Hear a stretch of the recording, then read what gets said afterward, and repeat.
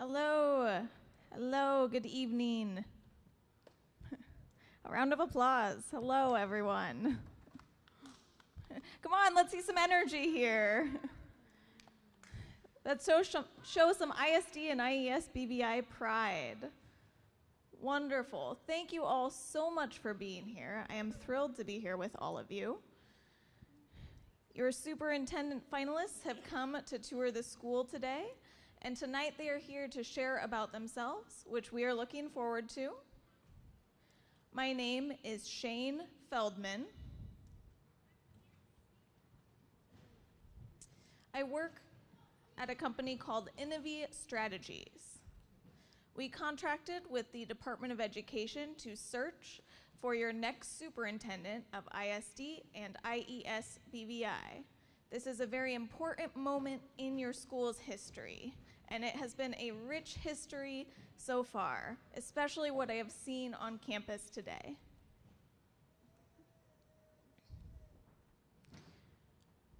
The decision will be made by the Department of Education, and I would like to recognize those who are here with us today. We have Director Mackenzie Snow, who is seated here in our audience. She is now waving. Welcome, Director Snow. She is the director of the Department of Education here in Iowa. She used to be deputy director at the Virginia Department of Education, and at that time she worked very closely with the Virginia School for the Deaf and Virginia School for the Blind, so she is familiar with this process, and she is here working with our community again. So thank you again, Director Snow, for attending tonight. I would also like to recognize Dr. Deborah Elder, the COO, Chief Operations Officer of the Department of Education, who is here with us as well. And I want to thank her for all of her help throughout this search process. She has shown incredible commitment to this process, and she has shown a great deal of trust in not only Innovi, but also you as the community to make this important, as she makes this important decision. So thank you for all of your help within this search process.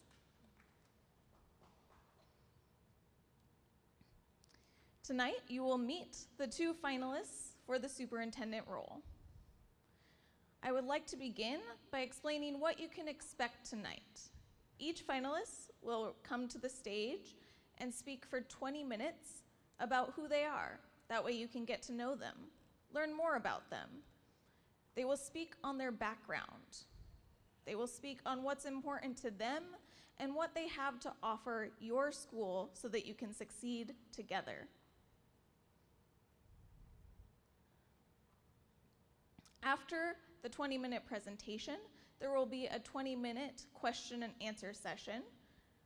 Last week, we sent out a survey asking you to submit questions, and we received 30 responses. Now, it is impossible to ask 30 questions in 20 minutes.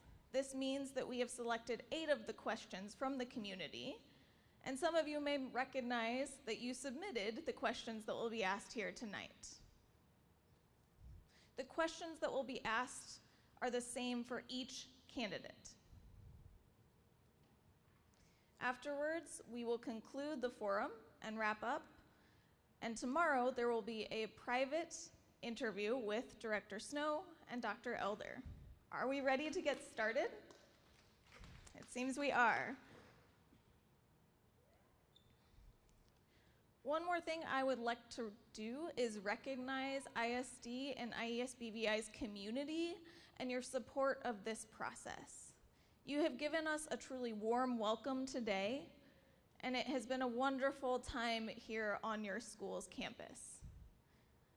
We've enjoyed meeting the students, we've enjoyed meeting the faculty, as well as the leadership team.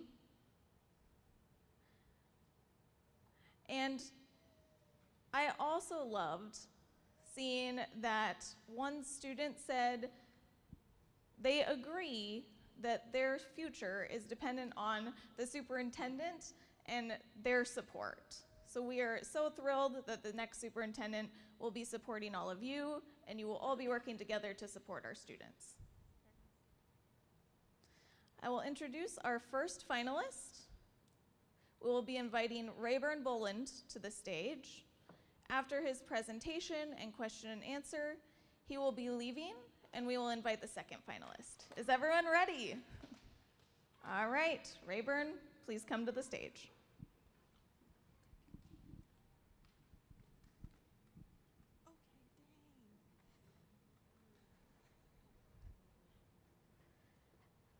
Hello, hello. May I move this?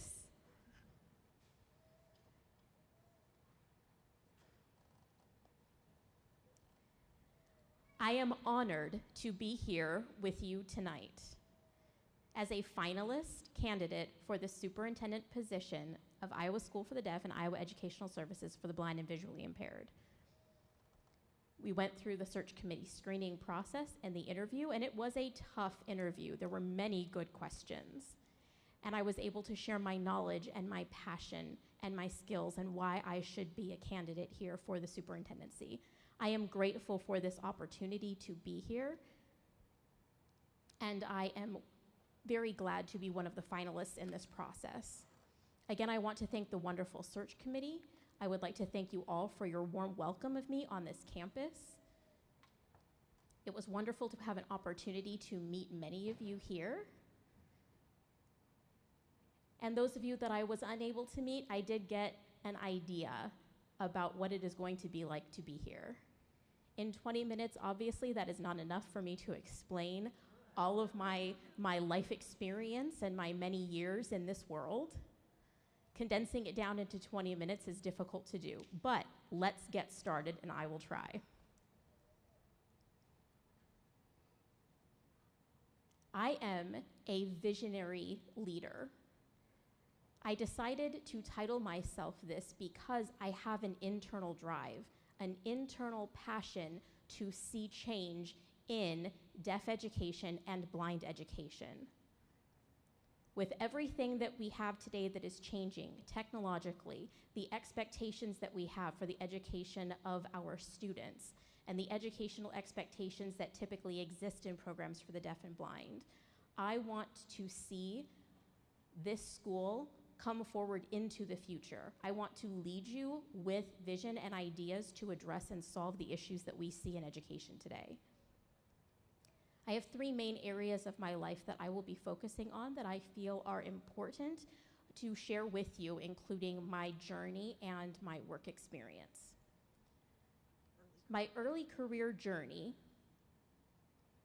was 15 years as an educator in the classroom at the Alabama School for Deaf and Blind, teaching students from kindergarten through 12th grade.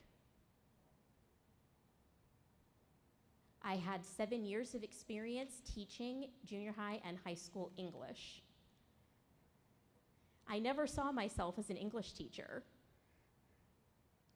but my former principal told me that it is important for deaf people to teach English, and I actually found a love of the language I did not have before teaching. I've always loved reading, but teaching English led to my passion to then study ASL linguistics. And that is one thing that I do focus on the side as a passion, is the language of the deaf population.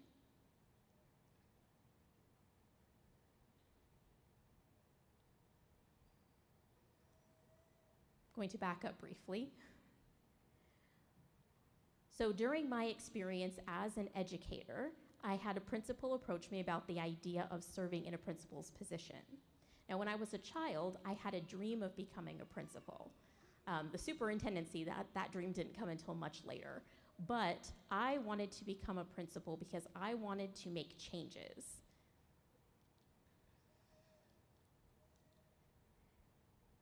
I achieved a bachelor's degree in psychology, a master's degree in deaf education, and an EDS in leadership change. I am now very shortly to finish my capstone for my educational doctorate program. I am in the last part of my study. My study is focusing on evaluation programs, meaning curriculum, and for children whose first language is American Sign Language, and the curriculum that we use to teach them typically comes from general education, looking at how we link curriculum to instruction and how that impacts assessment scores. I have been collecting data for 3 years for this study.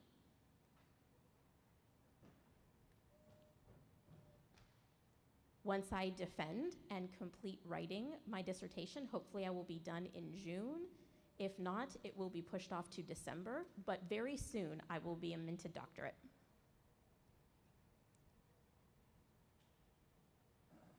As a principal, I worked at 5 different schools for the deaf, and that gave me an opportunity to observe education in a variety of different schools and states. I worked at the Indiana School for the Deaf, which is a very large school for the deaf, and then I worked at the Louisiana School for the Deaf for a couple of years. Then to New York, I was there for 3 years. And then the superintendent at the school at New York moved to a school that had a principal vacancy, and they roped me in to going to Arkansas to serve as the principal there. And I was very happy to be back in the South because of SEC football. Alabama, roll tide. I am an Alabama fan, born and bred. I was very happy to return to the SEC, and I have been in Arkansas for 9 years. And that brings me to today. I have experienced a great deal of change, leadership changes, structural changes, governance changes, board changes. I have navigated through that journey before myself as a principal with the change in Arkansas under the Department of Education. And we have received a great deal of support from the Department of Education, which is critical for our success. And we have to show them data, we have to show them results to prove that what we are doing is working.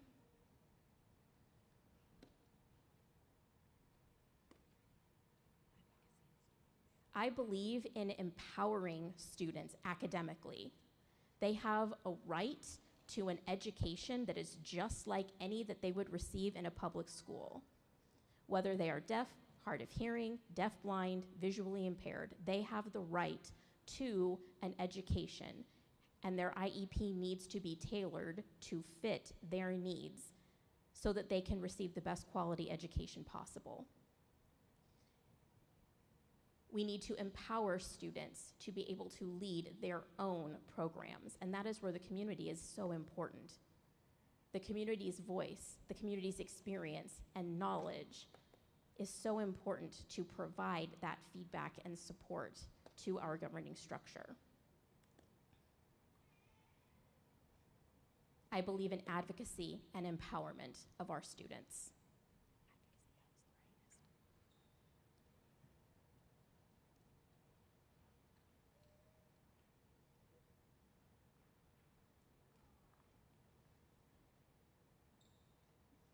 In my role in Arkansas, I developed a community learning center.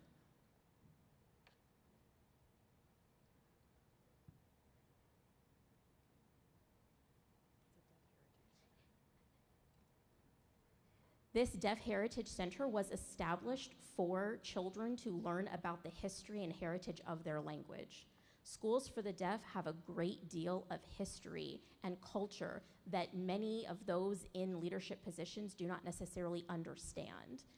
And so the education that those children have is affected by decisions that are made at the state level.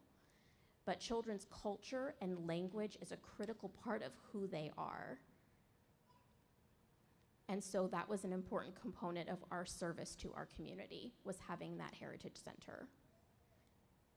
I am an advocate for American Sign Language. I am one of the founders of the National American Sign Language Heritage Language for Deaf and Hard of Hearing learners. And we provide workshops and trainings for students K through 12 throughout the United States.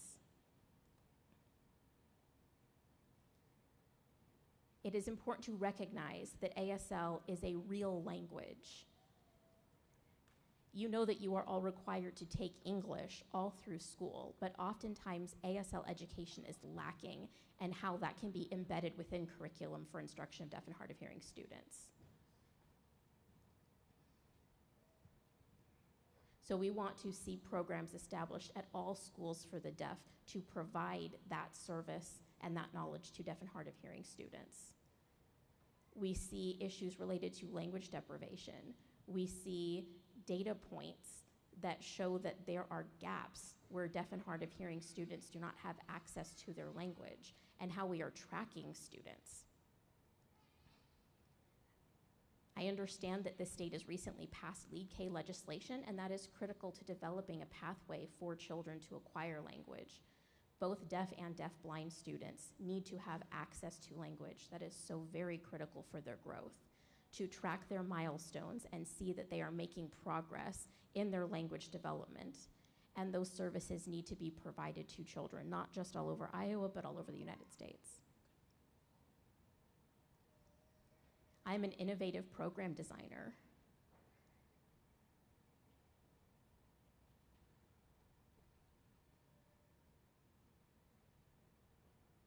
We know that right now the hot topics are the career technical education areas, computer design, automotive, welding, wood shop.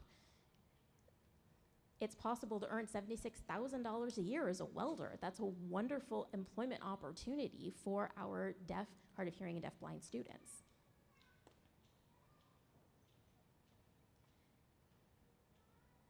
This morning, I was able to talk about my experience at the Arkansas School for the Deaf. We struggle with recruiting teachers. That has been very difficult because of the credentialing and certification requirements in our state. So I have had to reach out to colleges and universities to find out about their programs and what they have to offer. But we found there was very little. And so we developed our own homegrown program. And this last Friday, I went to Lyon Community College. It's a small private college that was willing to host a program in deaf education for those who are interested in becoming certified teachers of the deaf in our state. And soon they will add an endorsement for teachers of the visually impaired as well. There is a program at Texas Tech right now, but our teachers have to pay out of pocket and go out of state in order to get that certification. So we want to provide it in state in order to have homegrown training, and we are excited about that in Arkansas. We are looking forward to that program beginning in the fall. And we will have classes with an education focus for incoming teachers of the deaf. And that is one of my passions, is to figure out how we can develop a homegrown program here in Iowa, how we can work with the universities and other programs in the state, and to make sure that the certificates are meeting the credentials that the teachers are earning in school are meeting the Iowa state standards so that they are able to get the appropriate knowledge, skills, and training for their certification in the state. We want to have the best quality education here in the state, world-class services for students in Iowa. I am committed to education. I see students and their need for access. In Arkansas, we established 3 different programs in career and technical education: a culinary school, a farming and agricultural business school, and that included wood shop and welding. And then we also established a computer science program. And there are some other simple classes related to computer design and photography and so on and so forth. But those 3 programs that we established are designed to be certificate programs for students who are interested to take those courses and then be able to transition into a technical college after graduating in order to improve their skills in those career areas. So now, empowering students in collaborative education.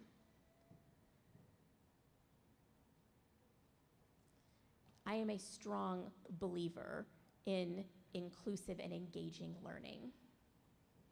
It is important to have dialogues with teachers, with students, to figure out how to support them. For blind students, I'm a strong believer in the expanded core curriculum. Those 9 domains are critical for benefiting blind and visually impaired students and access to their education. We also have the expanded core curriculum for deaf and hard of hearing students that is important as well. And that aligns with the standards for deaf and hard of hearing students. Then deaf-blind students benefit from both expanded core curriculums.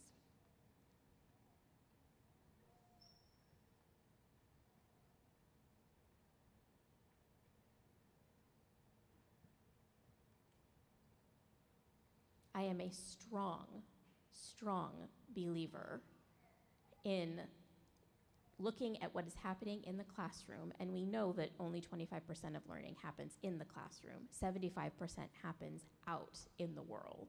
That is where children really are learning, through sports, through peer interactions, through activities out in the community. That is where they learn. That is where they become empowered as individuals. So I am strongly committed to focusing on improving the access to that 75% as well, so that they are prepared for life in society. We do need to meet their needs for instruction in the classroom, but we do have to also consider that 75% of learning that happens outside of the classroom. My approach is very student-centered. What are students curious about learning? What is it that they want to do, that they want to know? And I am a strong believer in bringing that into the educational program in order to elevate the quality of education our students receive, to really push them in order to achieve their goals.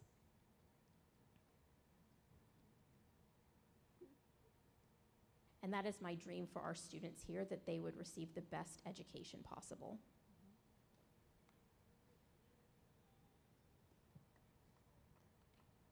I am also strongly committed to collaboration between deaf, hard of hearing, deaf-blind, and visually impaired programs.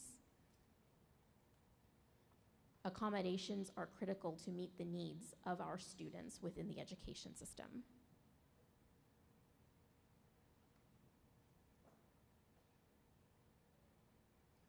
I am not an expert on the education of blind and visually impaired students. I am learning what their needs are, and I am learning about the expectations of the state of Iowa. And so I am willing to continue my education in this area through classes and through learning. In Arkansas, as principal, I attended several different workshops that were a required part of my skills and training. For example, in science, I had to take a workshop in order to ensure that I was qualified to be a principal overseeing a science program, and that program was called SOAR. I am committed to lifelong learning. And as your superintendent, I know that I'm not an expert in everything. I still have things to learn, and I know that we can learn together. And I look forward to taking that education and making it the best benefit possible to the school. Collaboration is another critical component of academic success.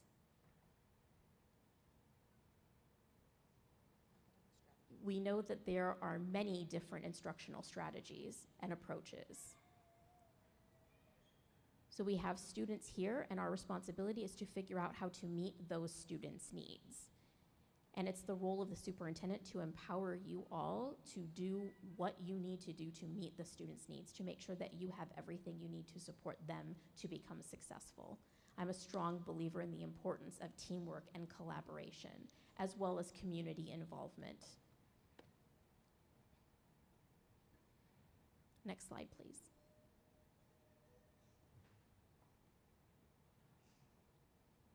My vision of the future for deaf-blind, and visually impaired students is that I know education systems are ever changing.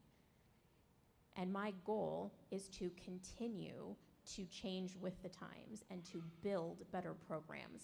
Not to build a program and say it's good enough, but to continue to finely tweak it and hone it and improve upon those programs every year. Parents are a critical component to developing that kind of system. Receiving feedback from parents about what they're seeing in their child, how their child is succeeding, in order to make sure that we are providing the best education possible. This collaboration has to happen between the school and parents, between staff members at the school, and between the Department of Education and the school.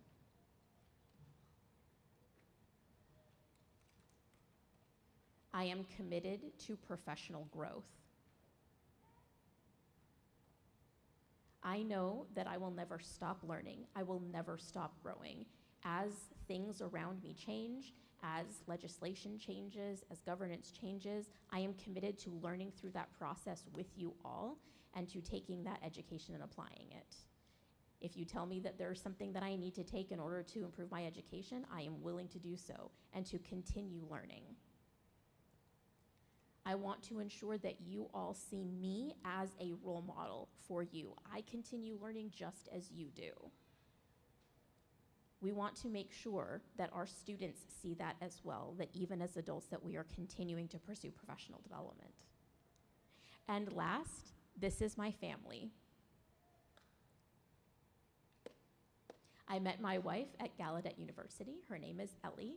She and I have been together now for 35 years, married for 33, will be 34 years this June.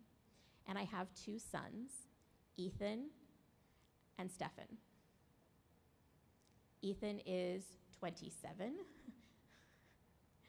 and he works at a pawn shop. I know you might think that that's odd, but he works at a pawn shop selling jewelry, necklaces, rings. He does that, and he has many deaf customers because they appreciate his ability to communicate with them in ASL. And then my second son, Stefan, is considering a career in the Air Force through ROTC. And he is in Arkansas right now. In the fall, he's at the University of Arkansas, and in the fall he will be a junior. And his desire is to go into the Air Force, just like some of his family. And I am very grateful for our veterans and their protection of our country. And of course, I have two dogs. They are not technically mine. They are my sons, but in the end, they became mine. So I have Rook and Jaeger.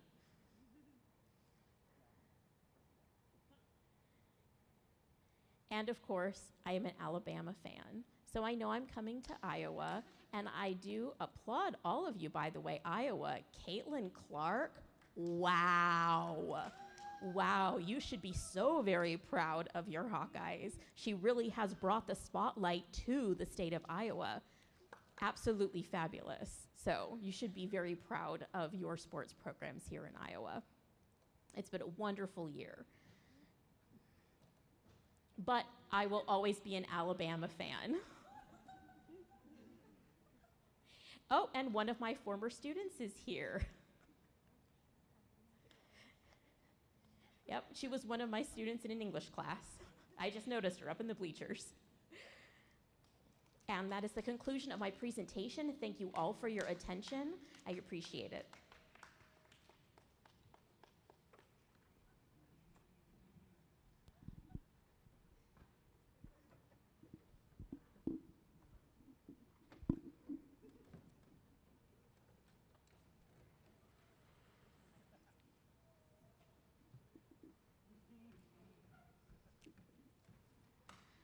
All right, this is Shane. A round of applause for Rayburn.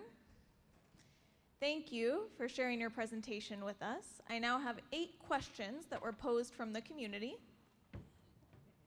The first question: what specific skills or experiences do you possess that would make you well suited for this role? And how do you envision applying them to drive success with our school's community?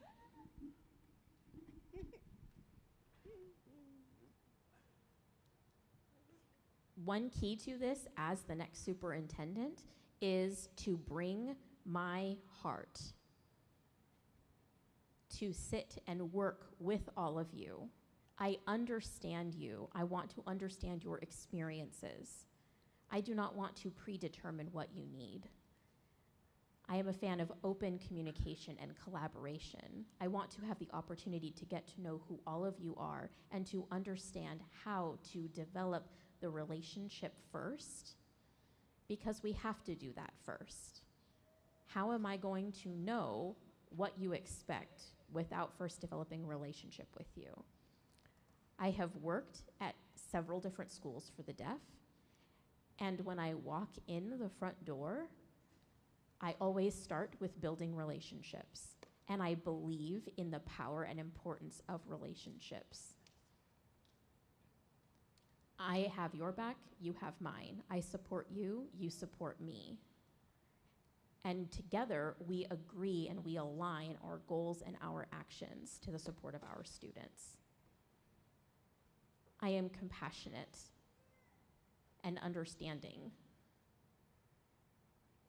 And one of my strengths is the ability to develop good relationships. Thank you. Second question. What does your leadership style look like?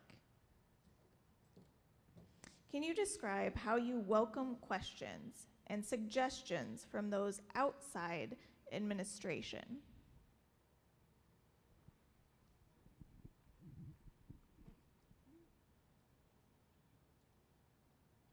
That question makes me think of one of the interviews I had with a teacher. They asked me if I was understanding or strict. So, compassionate or strict. And as a superintendent, I think there's a place for both compassion and the need to toe the line. I am a team player. I believe in teamwork and collaboration and empowering staff to do what they need to do. I envision leadership more in a circle as opposed to a top-down hierarchy. I think of King Arthur and the Round Table, that famous story from England. The king who had the round table so that everyone's ideas were shared. I have the final decision, but I move forward with the consensus of the team. If we have to meet halfway, we meet halfway. I believe in finding the best path forward through collaboration. Your solution may be better than mine. Your idea may be better than mine. And so it is important that we come together, we share those ideas, and we modify them in a way that will achieve the results that we want. And that is that you are happy, I am happy, we have an agreement, an accord, and the students learn.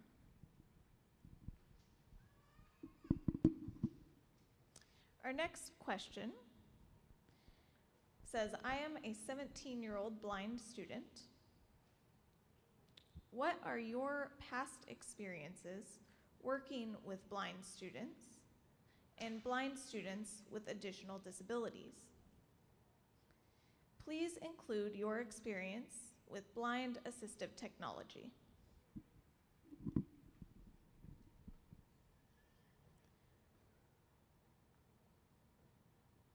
Honestly, I have not taught blind students myself, but I have worked with those who do to ensure that students have access to the technology that they need for visual support.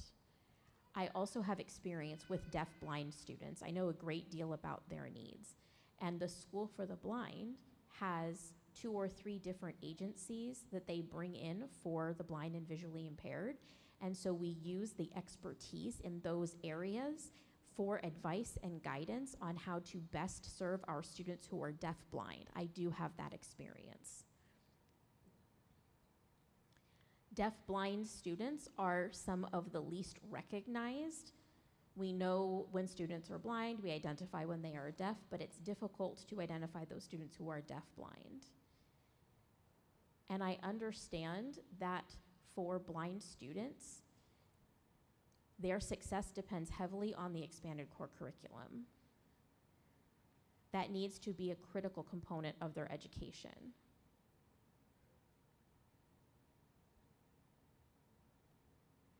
If I become superintendent, I admit I would be willing to go take classes, meet and work in classrooms with blind and visually impaired students to learn about those instructional strategies. I am willing and open to learning to give me the best perspective on the needs of our students.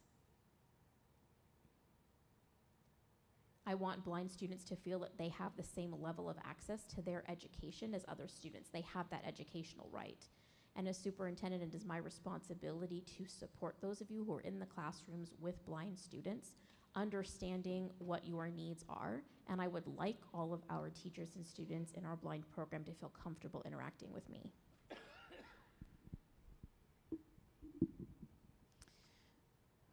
The next question is, how have you measured and evaluated staff morale? What steps have you taken in previous roles that you could bring to ISD and IES BVI to enhance staff morale?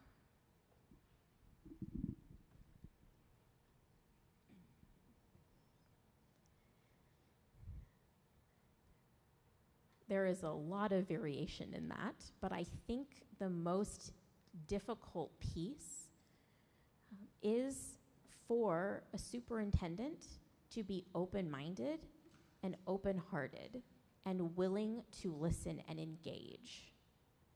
Identifying how I can provide support.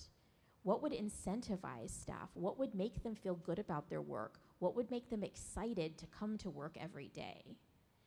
Is it workshops or training? Is it professional learning communities?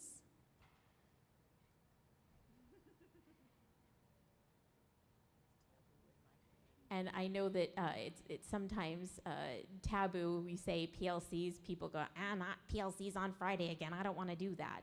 But professional learning communities are an important tool to get you all involved and help to break down some of those barriers where you feel you're struggling, where you feel you're frustrated. Professional learning communities are how we are able to improve and break down those barriers. They're not a bad thing. Maybe you're not a fan of the term. Maybe we can change that to a community meaning. It looks nicer than PLC. But I am willing, open to have that discussion. So I understand if you don't want me to use PLC, that's taboo in my experience. A lot of teachers didn't like that. I don't know, maybe you do, maybe you don't. Some of you seem to be indicating that you are on the same page, not really a fan of the term PLC. But it is important to have the opportunity to get together and build trust and support together with one another and with the superintendent. It is important for the superintendent as well to be visible, to be a part of the school program and also outreach, to travel around the state and be visible to other schools where we are serving students who are blind. That is how I would become aware of the struggles of the programs in other areas of the state, to understand their frustrations and to figure out how to solve those problems.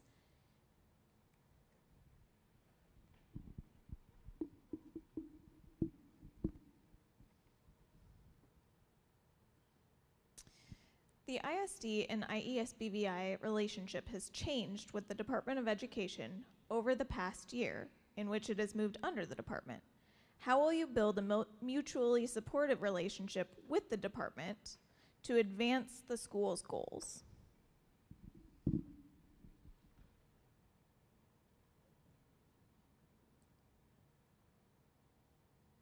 Okay, so in Arkansas, the School for the Deaf, I did experience this type of shift in 2018. Our governor determined that we had too many cabinets and boards in the state. There were 64 boards total, and the governor was on those 64 boards. So they analyzed the state structure and reorganized it to reduce to 15 departments. One of those departments is, of course, the Department of Education, and at the Arkansas School for the Deaf and Blind, we are providing education for students, and therefore we were moved under the Department of Education. I was given 2 years to support that transition, and at that time, I had to learn a great deal about collaboration and working with the Department of Education at that time. So I have experience navigating that journey. I understand where you are because I've been there before. And I want you all to know I have a wonderful relationship with the Department of Education in Arkansas. I can call them and ask questions anytime. So we talk about classroom instruction and scores. We talk about the cycle of reporting. I am aware of how our school is performing, and I talk with the department about that and how we can collaborate to move forward. I understand the importance of that collaboration with the Department of Education and how important their role is in the education for deaf, blind, and hard of hearing and visually impaired students. It is important to have a forum for communication and collaboration with the Department of Education, and that requires a great deal of teamwork. Therefore, I would have trust in you that you would support me in developing a relationship with the Department of Education. Just like I have in Arkansas, they are able to view me as somebody that we can discuss. We have the ability to agree to disagree, but the important thing is I'm able to have my voice heard, because we at the Arkansas School for the Deaf are the experts in deaf education, and the Department of Education has respected our expertise, and we have worked together to learn about one another. And I look forward to doing that in Iowa, to helping the Department of Education learn more about the school and the programs and what you have to offer.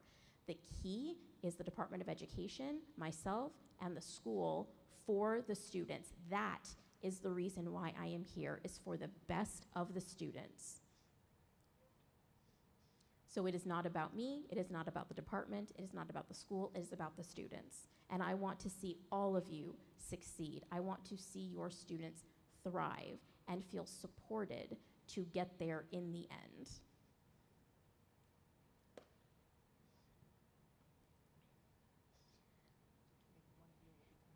In the future, maybe one of you will become the superintendent, and I would like to leave a collaboration relationship that is beneficial for you in the future.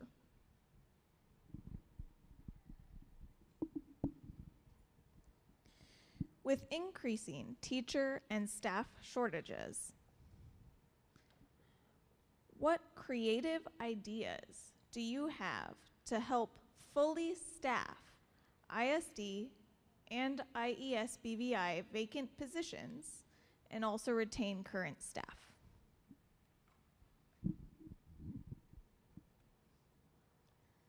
So for example, it is difficult not just for schools for the deaf and blind, but for public schools all over the country, a scarcity of math and science teachers, and also our scores in those areas.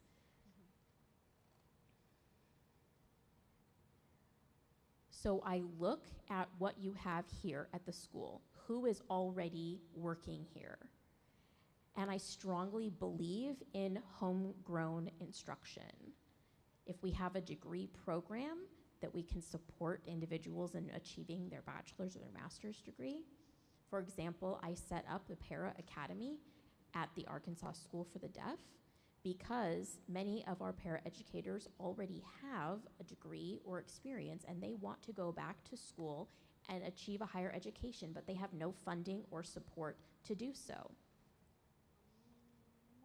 And so we have in Arkansas, the Department of Education has funding that can be used to help develop teachers and train them in the future so that they have a pathway to certification as teachers.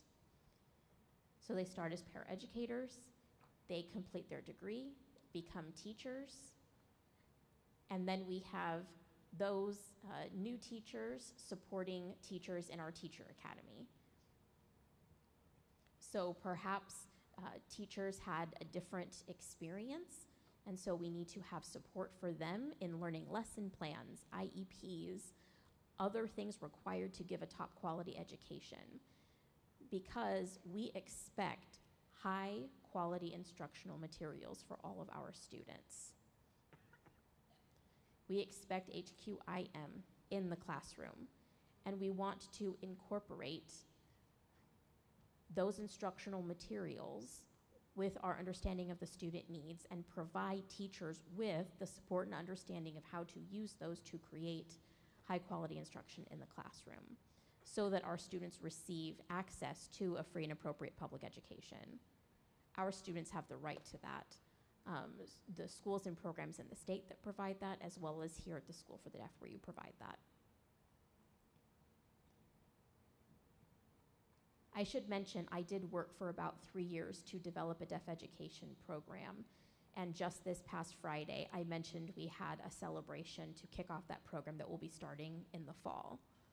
And that was in Arkansas. It's only for teachers in Arkansas who want to become certified in instructors of the deaf.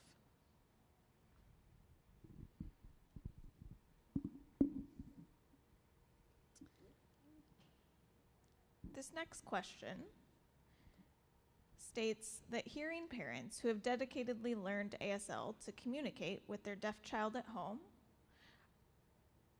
are deeply invested in their child's education. However, that child's test scores have remained at second grade level for language arts, reading comprehension, and writing skills for the past few years. As a superintendent, how would you advise and address these parents to help their deaf child achieve better test scores?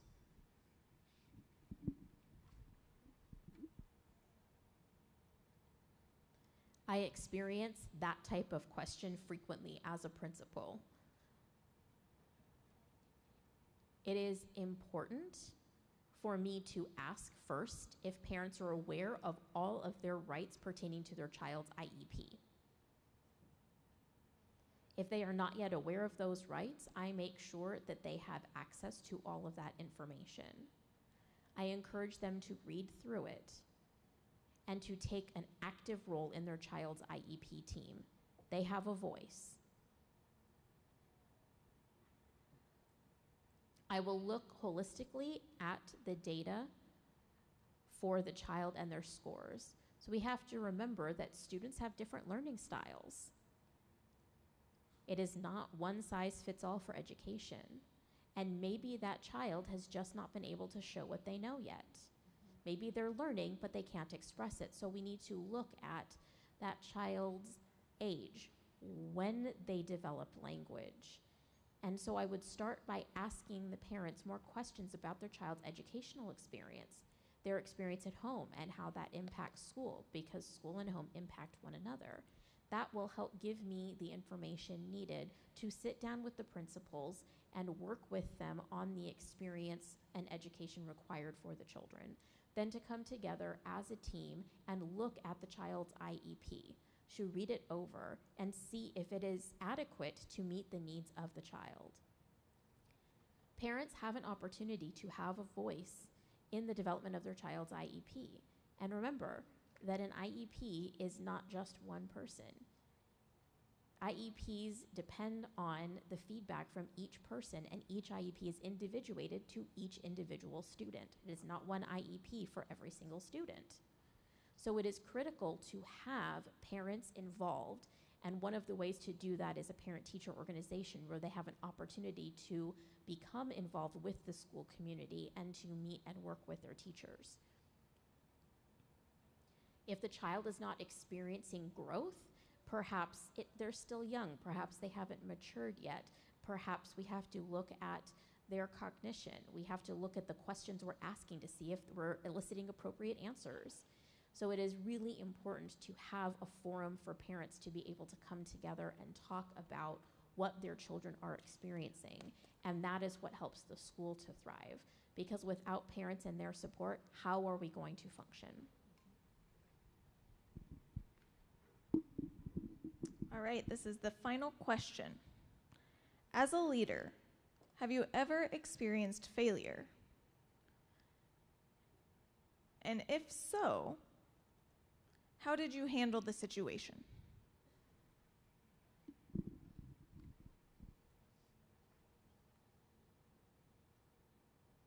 If I've never failed, how can I learn?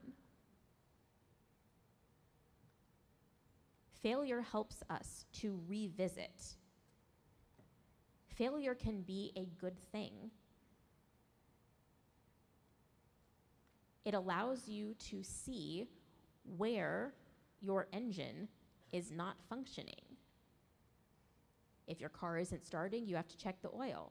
You have to check the gas, the spark plugs. And eventually you find what is wrong in the system, replace it, and it will be running smoothly again. Failure helps you improve for the future. It helps you to set better goals. Everyone has experienced failure. I have failed 1,000 times, but it does not mean that I give up. I get back on my feet and I keep going. I never just give up and accept a failure. I understand that a failure can be a negative thing, but I change it into a positive to make me a better leader. And that concludes the Q&A. A round of applause for Rayburn. Rayburn saying, I need some ice. And also my hat's off to the interpreters who have been going at it all day. Also, thank you to all of you. I appreciate your feedback. I am honored to be here. Thank you again for inviting me. This is Shane. Thank you. And would you let Chris know that he is next? So that concludes the first portion of this finalist forum. We will now take a 5-minute break because, as you can see, the interpreters have been speaking for a very long time. Our deaf interpreters have been interpreting throughout this process as well. So we will take a short 5-minute break. As you can see on the screen, we have a picture of our 2 finalists as well as a QR code above each photo. If you take your phone and scan that QR code, you can fill out a feedback form. That feedback form will be sent to Director Snow and Dr. Elder and the Department of Education to review. And so we want you to fill out that feedback, that way it can be provided to them. Each picture has a different QR code, so make sure you're scanning the appropriate one. You can scan Rayburn's and provide your feedback for him. After Chris has presented, you can then scan his and provide your feedback. I hope that is clear. Someone asked me when the deadline is. The deadline for feedback is tomorrow at midnight.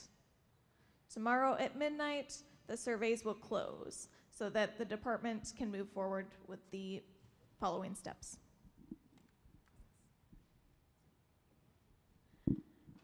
All right, so we will take a 5-minute break.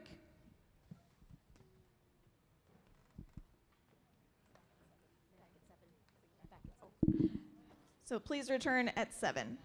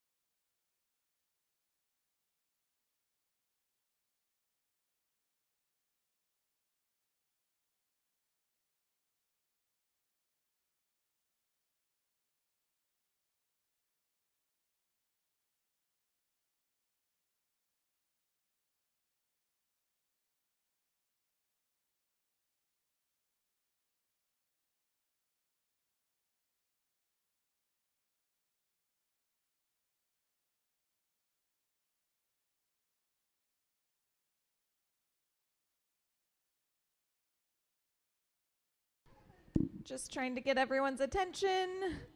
We will be starting again soon.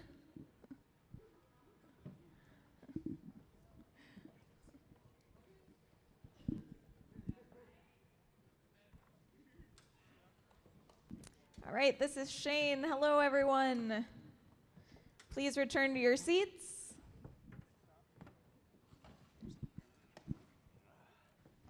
Please return to your seats.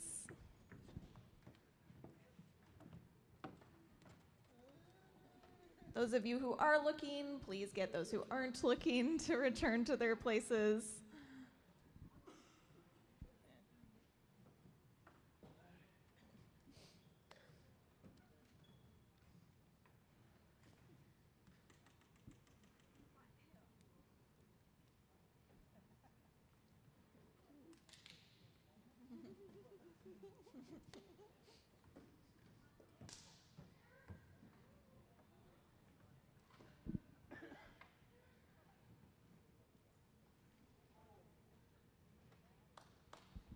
All right, are we ready? Is everyone ready?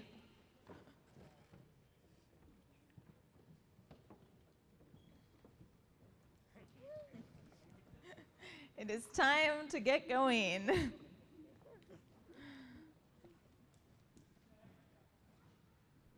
Oh, one of the students is talking about McDonald's. Are you offering to pay for everyone? Very nice. All right, everyone, please return to your seats. We are all back together. A round of applause.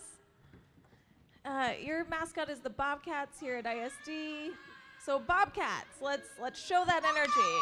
Nope, not good enough. Let's try it again, one more time. Bobcats. All right, last time, are we ready? Ready? Bobcats.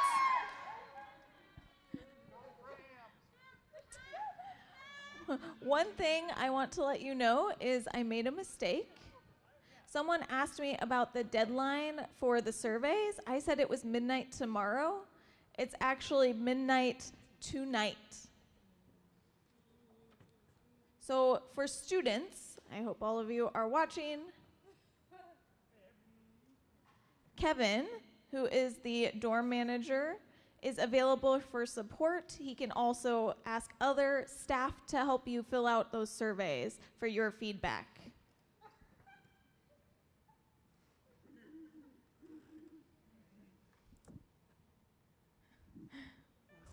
One student made a face, so. But yes, your staff is available to support you, so let us know if you need help filling out those feedback forms. Our community will support our students. All right, so now we will be turning it over to our next finalist, Chris Kafton. He will speak about himself, and then we will proceed with question and answer. So welcome to the stage, Chris.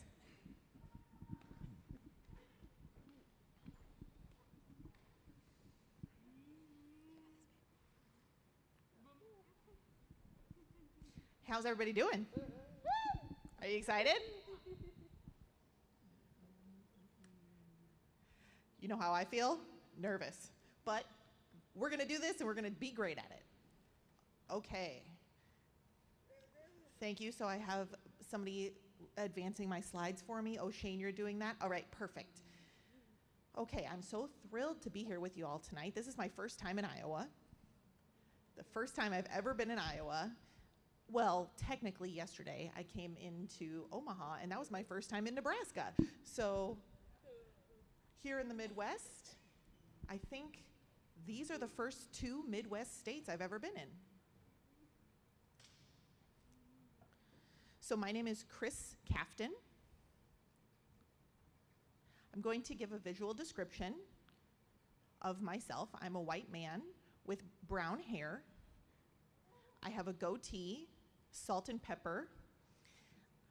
Today I'm wearing a navy blue shirt with a blue and silver tie, a gray suit jacket and gray slacks. I'm 5'6". And you can see from my pictures on my current slide that I have a few passions. First, education. Second, my family. And third, activities that I do. Those are shown on the slides in no particular order. I'm very involved with my school, my community. And one of the pictures shows me at a pep rally. I've got my hands raised in above my head in celebration. I'm big on school spirit. I also have 2 daughters. One is a senior at Gallaudet University. She is deaf. And the other is a 4th grader, and she's hearing, so she's a CODA.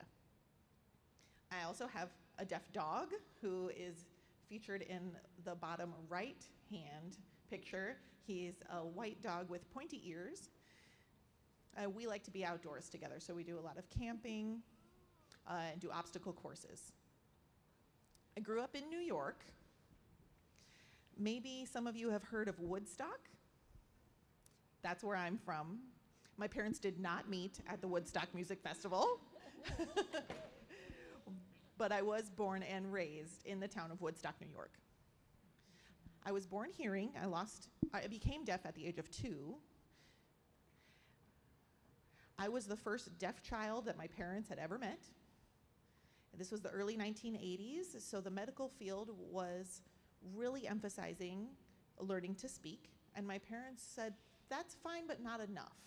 They wanted to do more, so my mom taught herself how to sign and taught me how to sign along with her, so I was exposed to sign language growing up. I did go to mainstream schools all the way up until high school, and then I went to a school for the deaf. And it was because I was missing the opportunities to have that peer interaction and that socializing. I was the only deaf student at my school up until I was in high school. Once I went to the school for the deaf, it changed my life. And I have talked with some of the deaf students here, and they have shared with me that they have had that same experience of having those role models to look up to here at the School for the Deaf. And that's where I was inspired to become a teacher. So I went to Gallaudet University. I graduated with my bachelor's degree in history and education, and then later got my master's degree in deaf education. I started my teaching career and eventually got another degree in special education administration and supervising from Johns Hopkins University. That's in Baltimore, Maryland. My first job was teaching high school. I taught history, government, AP classes, honors levels classes, all the way to teaching students who were immigrants and were learning English as a second language. So I taught in that field for 7 years, and then I moved to the Maryland School for the Deaf. I was still teaching there, but I also accepted another position as development of curriculum and instruction, director of curriculum and instruction. That is looking at state standards for curriculum. So what the State Department of Education had for standards, we worked very closely together to look at how those applied to deaf education. And I brought that information from partnering with from the Department of Education to our school, the Maryland School for the Deaf. But then I started to miss home, and I wanted to move back closer to New York. So I got a job in Massachusetts at the Learning Center for the Deaf. I was hired originally as a secondary principal. That's the middle school and high school level. By the time I left, we had 115 students in the secondary program. We had only 70 students when I first joined. And that wasn't just because of me, that was because I had a great team that worked together to raise academic expectations, to advance academic rigor, and to help students find careers and college aspirations that they had, providing them with the options for post-graduation after high school that they wanted to pursue. I was principal for 8 years, and I started to want more experience. So I reached out to my superintendent, and I said I wanted to get involved with the operations of the school, how schools run outside of the classroom. So they have a position called Director of Student Services, and that is my current job. So I've been in that position for 4 years. Director of Student Services focuses on everything that happens in a school outside of the classroom. So I had 17 years of experience in the classroom as a teacher, director of curriculum and instruction, and a principal, and now I've been outside of the classroom looking at school operations, looking at infrastructure, buildings, equipment, facilities, vehicles, That's part of my duties that I have now. I'm also overseeing several teams, like our mental health team. We have school counselors, social workers, school psychologists, behavioral specialists, and they're all on a team that I oversee. I also oversee the SLPs, OT, PT, transitional programs for students who, like here at Iowa, you guys call that the 4+ program. So I am overseeing our similar program. So I bring that 360-degree perspective to this potential position. And that's how I got here.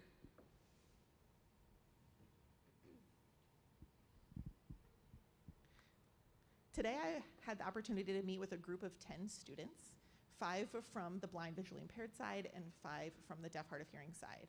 And one question that I asked them was what their dreams are. What do they want to do after they leave ISD and IES-BVI? And none of them had the same dream. That's awesome. I want every student to follow their own dream after graduation. One student said that they want to work in a federal agency. Another student said that they want to become a TVI. Very cool. Somebody else said that they wanted to be a photographer. So looking at statewide programs, the ultimate goal is to help students achieve the dream that they select for themselves. And we do that by looking at what curriculum are we using? Who do we have on our staff? How can we elevate and support our teachers? Can we provide resources and training?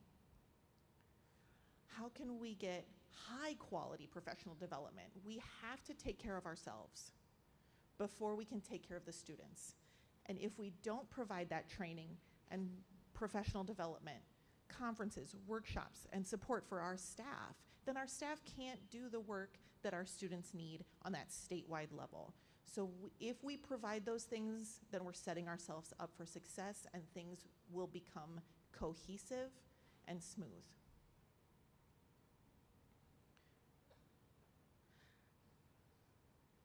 I am a data lover.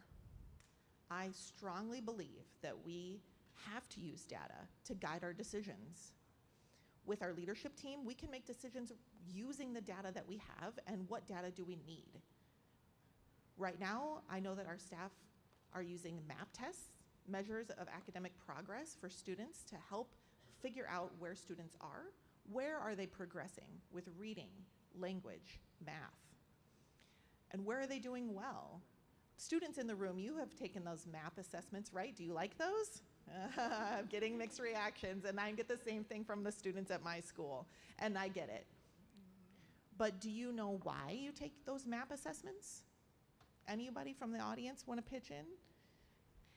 To measure improvement. That's right. That's data. And we use that data to help us make better decisions.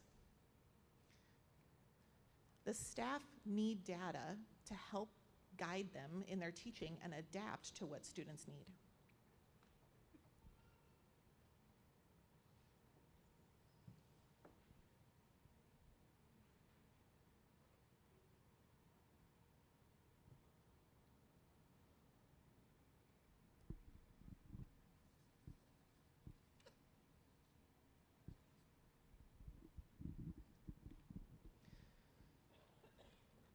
How can we create our vision together?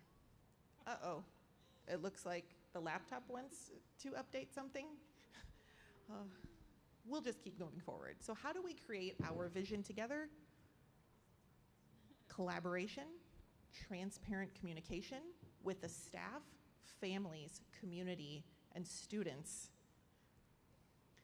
Thank you, Megan, for taking care of that technology. I appreciate that. Shall I start over with this slide, or are we okay? Yes? Okay, I'm seeing some nods because of the distraction with the technology, so let me start this slide again. How can we achieve our vision?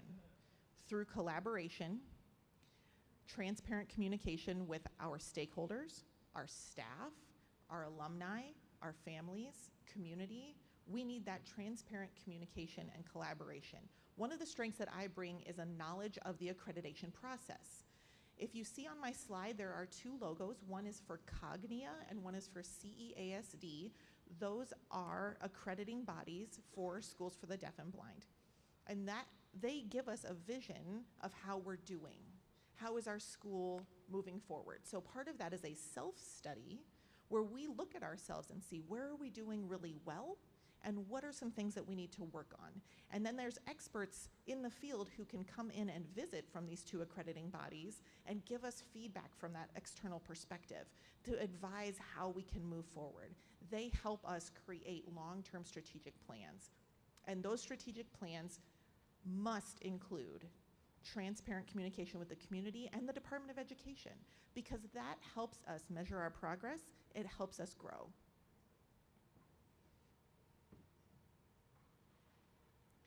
As superintendent, I must maintain and connect relationships with the various organizations that you have here in Iowa. Iowa Association of the Deaf, the Iowa School for the Deaf Alumni Association, the organizations that are connected with IESBVI, the Iowa BVI Children's Support Group, Iowa Council of the United Blind, and a variety of other organizations. It's critical for us, as well as the Department for the Blind, to develop relationships with all of those organizations, because we can only achieve our vision and what's best for our students if we work collaboratively with those organizations across the state.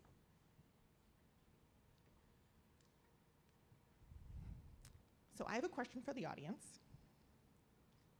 How many deaf students are reading on grade level? This can be a challenge because of language acquisition. And same for our blind students. How much of the information that we receive as students is presented to us in print? 80%. So we need to address the needs of both communities of students. Our blind and visually impaired students need to have access to the information that they receive in their schools. They need to have the assistive technology available to them and Braille materials provided to them. If students have the things that they need to access academics, they will succeed. And it's part of our responsibility to make sure that we can provide that to those students so that they can succeed. Another critical component to this is maintaining our outreach. That's why our community is growing. If you look at our outreach department across the state for both the blind and deaf schools, providing support across the state for the AEAs and for students around Iowa and each of the regions. In my first year on the job, if I were to become superintendent, would be to visit all of those different folks across the state in their AEAs and their regions. What are they doing that's working? What do they have that's going well? And how can we collaborate so we're all in alignment for how to approach our work so that students, regardless of where they live, are receiving a good education?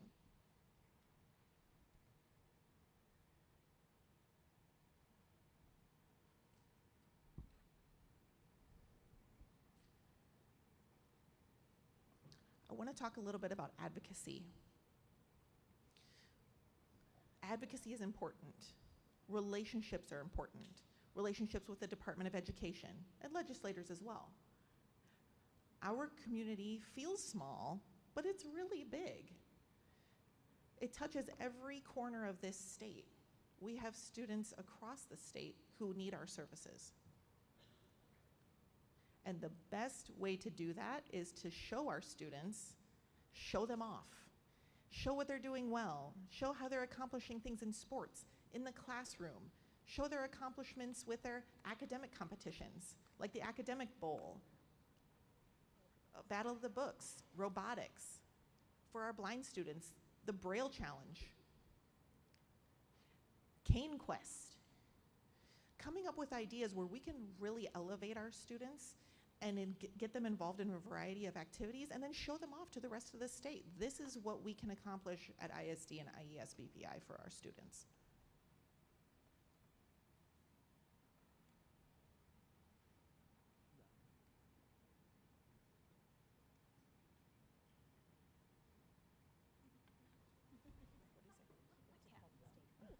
Oh, I dropped the cap off my water bottle and it rolled to the edge of the stage, but it didn't fall on the floor. Woo!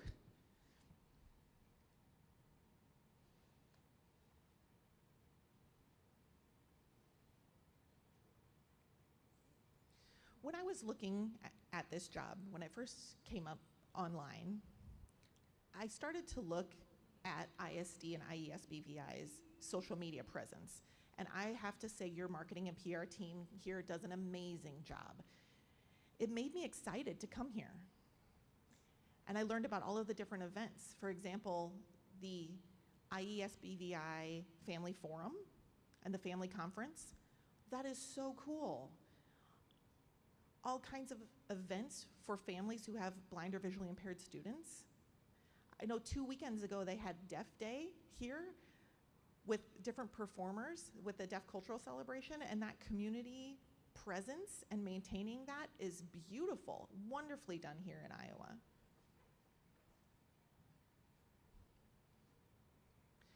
And one thing, and I don't know if this may be a question that will come up, but I have a strong belief that in my journey to becoming a teacher, I went through something called a fellowship program.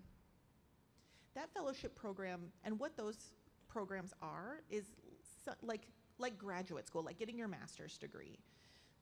You can accept a job as a teacher, and then that institution who hires you will help pay for you to go to school to get your advanced degree. It's a great opportunity to have your tuition covered. You don't have to worry about student loans, and it helps people who are motivated to take that step to become a teacher to complete that journey. And that's what happened for me. There are teacher vacancies for teachers of the visually impaired and teachers of the deaf all across the country. Programs that are graduating people to go into those fields are also diminishing.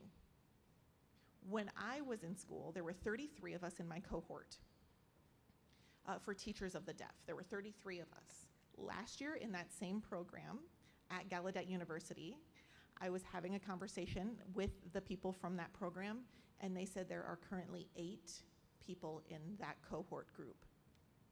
And that, unfortunately, is the pattern across the country. And there's a variety of reasons for that. There are more job opportunities for deaf people. You can work in human services, communications, media, really anywhere you want. That's wonderful for deaf people. But at the same time, the number of teacher vacancies is growing for TVIs and TODs, and the number of candidates is decreasing. So what we need to do is develop a pipeline. We had a pipeline before that has run dry. So now, instead of relying on that same pipeline, we need to create a new pipeline. And we'd start by looking here in Iowa. What programs do we have? Do we have deaf studies programs, ASL programs? And how do we bring those programs here? Same for training for TVIs. Folks who are already here, working with the AEAs across the state to do that. That process of recruitment and retention for our staff is critical to the success of our school. Okay, so this is my wrap-up slide. Very simple, thank you. Thank you for letting me share with you about who I am, and I'm looking forward to the questions.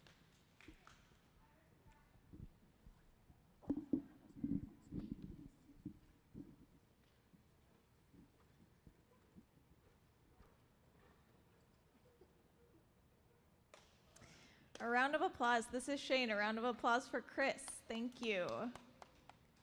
All right, we have a total of 8 questions for you so that you can show the community more about who you are. The first question asks, what specific skills or experiences do you possess that would make you well suited for this role? And how do you envision applying them to drive success within our school's community? That's a great question, and a great opening question. I like that. It's a nice warm-up question for me. So as I had mentioned at the beginning, I have that 360-degree view. I was a teacher.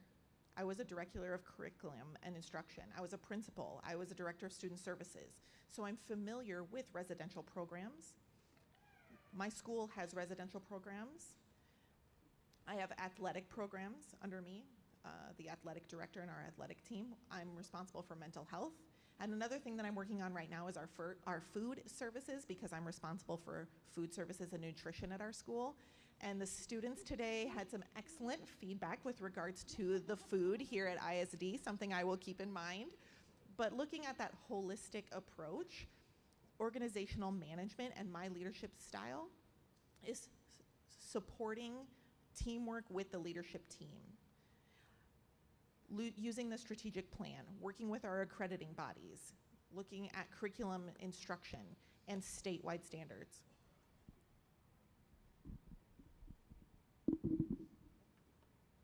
All right, so our next question. What does your leadership style look like? Can you describe how you welcome questions and suggestions from those outside administration?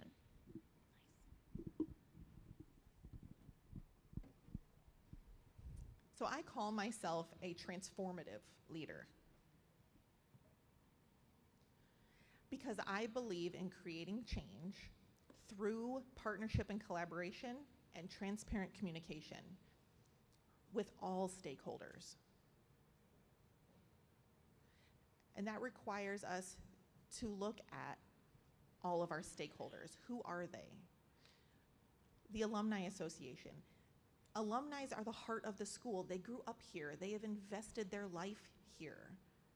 The information that they have to share can help us be successful. Another stakeholder is families. Where the students live in their home communities, what kind of support do they need from us? How can we have growth for our blind and visually impaired students for that school? How can we provide support for them in their home communities? So that's part of what I can bring here as a leader.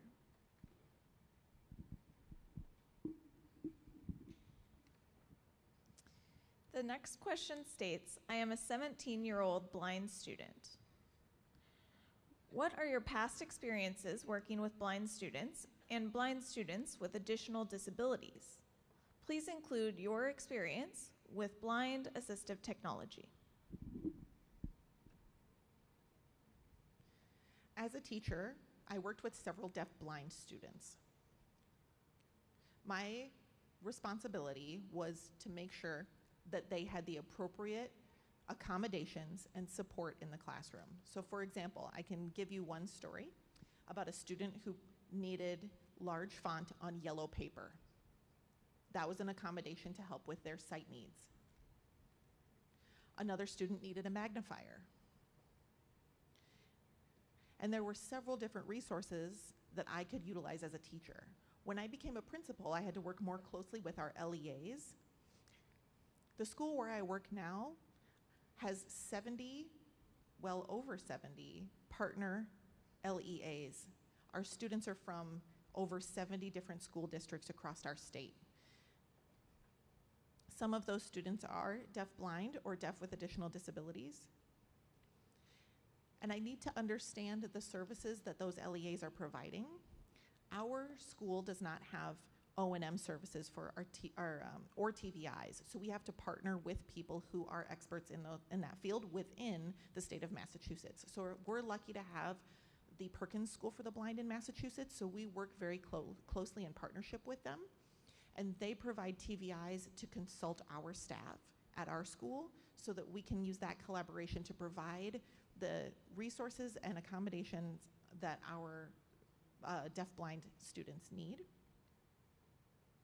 When it comes to assistive technology, like magnifiers, braille readers, I have a minimum level of familiarity with that, but I am certainly willing to learn.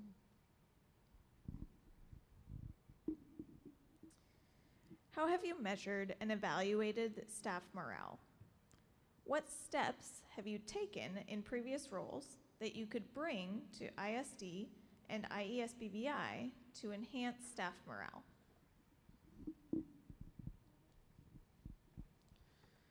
So when I was a teacher, I felt supported if my principal was available to me and listened to me. If there were things that I needed, for example, my first month on the job, I had a group of boys in my class. There were athletes, and we were teaching our first unit in world history, and a test was coming up. And I was going over review of what would be on the test. I gave them all a study guide, and the next day was the test. As I was grading the tests that they were turning into me, I noticed something. Almost all of the students failed. I was heartbroken. What had I done wrong? I was fully believing that I was a lousy teacher. So I went to my principal and I said, I can't do this. What am I doing wrong? And my principal said, let's sit down and have a talk.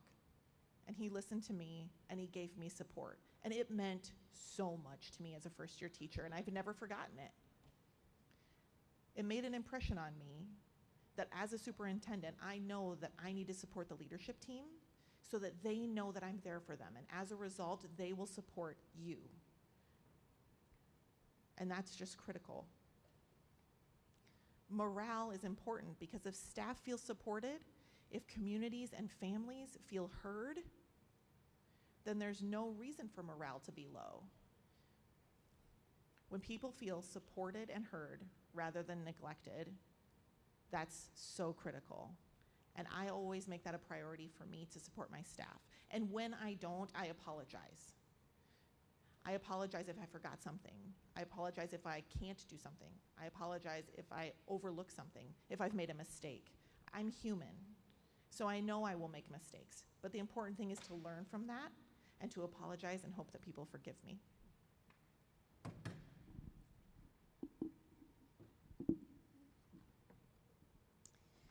The ISD and IESBVI relationship has changed with the Department of Education over the past year in which it has moved under the department.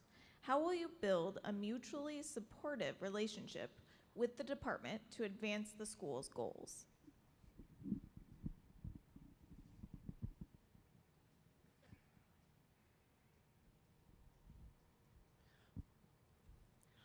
I would develop relationships with Director Snow and Dr. Elder from the Department of Education so that I can understand their vision. What is the vision that they have for the state of Iowa with regard to special education? What is the vision for IESBVI and ISD? And I can bring our vision from our community to them and share our vision. While they share their vision with me, we can figure out where we align, and where we don't, we work together, because we really do all have the same goal: to advance our students so that they're ready for college or careers.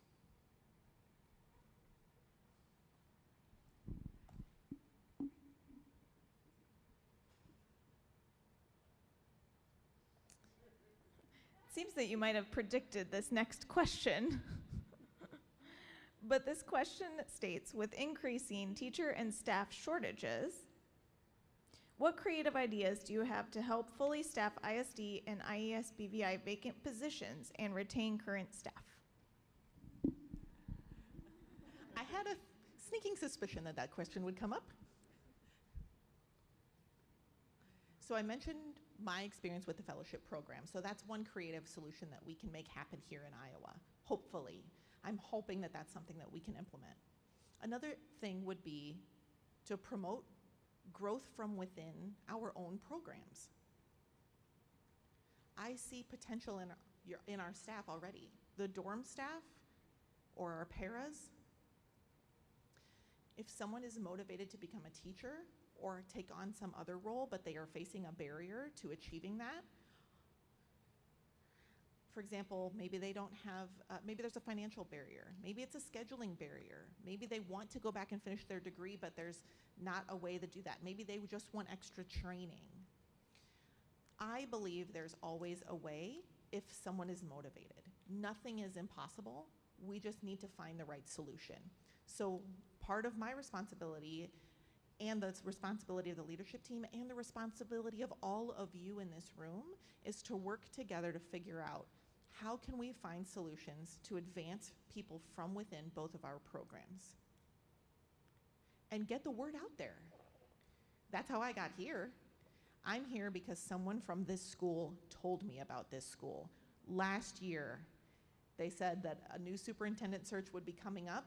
They told me about Iowa, and it stuck with me. So get the word out about the wonderful programs that you have here in this state.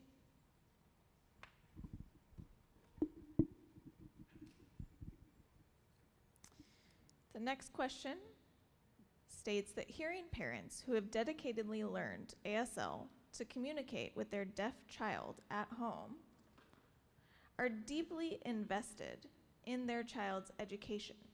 However, their child's test scores have remained at a second grade level for language arts, reading comprehension, and writing skills for several years. As a superintendent, how would you advise and address these parents to help their deaf child achieve better scores? So that happened to me as a principal and in other administrative roles, that parents felt like there was a lack of improvement, a lack of progress in their student. And that comes back oftentimes to language. So while I do listen to the parents, at the same time, I also know the realities of what's available at the school. So we have wonderful principals, we have chief academic officers, and as a superintendent, I know that those folks are closer to the situation than I am. So if there's dissatisfaction, we have a conversation. So I talk with the principals and provide support where they need it. What information do you need? Do you need more information from the families? What are the families experiencing? Where are they dissatisfied and frustrated? We bring all of those different voices to the table, and that includes the folks who are here in the room and here that are at the school. It applies to both schools as programs, it applies to the families. My leadership team knows that, and I know that as well, and that's how we move forward.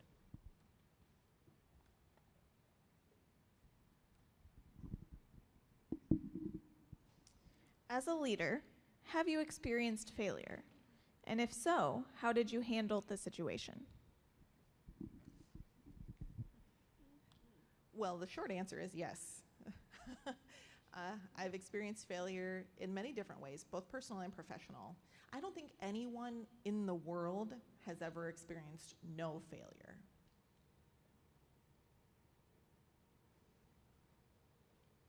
So what do I do? I'm hard on myself as a leader. I have high expectations for myself. I think my mom instilled in me that I have to fight harder because I'm deaf. I'm gonna have to fight harder to get the things that I need. So I could easily have a chip on my shoulder, but that chip on my shoulder leads me to have an attitude of I can fight to get the things that I need and then I can do it. But I am in that way a little bit hard on myself. So I need to be reflective. I've grown over the years as a leader to know that I need to work with my team. And as I mentioned before, when we make mistakes, what's important is that we learn from those mistakes. You have a wonderful leadership team here, and I would rely on them to help me grow from those mistakes so that we can succeed. This is Shane. Thank you. A round of applause for Chris. Thank you so much. Thank you so much. All right, so now, thank you, Chris. Shall I leave or shall I stay over here on the side of the room? I can go get Ray. I'll go get Ray and bring him back. All right, so now, I know this is a tough decision that we are all faced with, but you are part of this decision-making process through these surveys. We have again posted the QR codes for both Rayburn Boland and Chris Kafton on the screen. The deadline for your feedback is tonight at midnight. So please take advantage of filling out these surveys, either by scanning the QR code in the room or following the link that is posted online. The information you share will be given to Director Snow and Dr. Elder as the final decision is made. Thank you all for your participation in this finalist process. I can see and recognize all of the investment of time and energy from the Department of Education, from the school, from Interim Superintendent John Kuhl, from the interpreters, and the search committee. And so as we approach this final decision for superintendent, I thank you all for your support. There will be an interview tomorrow morning, and later on, the new superintendent will be announced. I hope that all of you are proud of yourselves for what you have done within this school community. This is a wonderful community. And we're going to end by saying Bobcats. Are you ready? Oh. You said you want to yell? A student wants to yell Bobcats, I guess. So who's leading it? Seems we're inviting someone from the audience, Tammy, our art teacher, to the stage.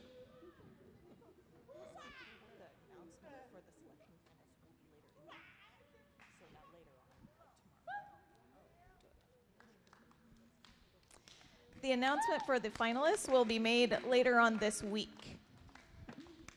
All right, and Tammy, please, hold on one moment here. The form will be posted on the website, so when we take this slide down, don't worry, you will still have access to that link after tonight is concluded. And now I'll turn it over to Tammy. Oh, and we need Bobcats and Rams as well represented.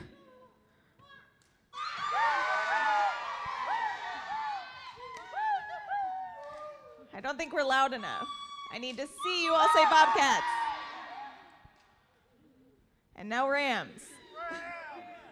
Rams. Here, help lead that cheer. Oh, no, I'm an art teacher. So let's go again. Rams. All right, thank you everyone so much for attending tonight. That concludes our evening. Wrap it up with a bow. Thank you all.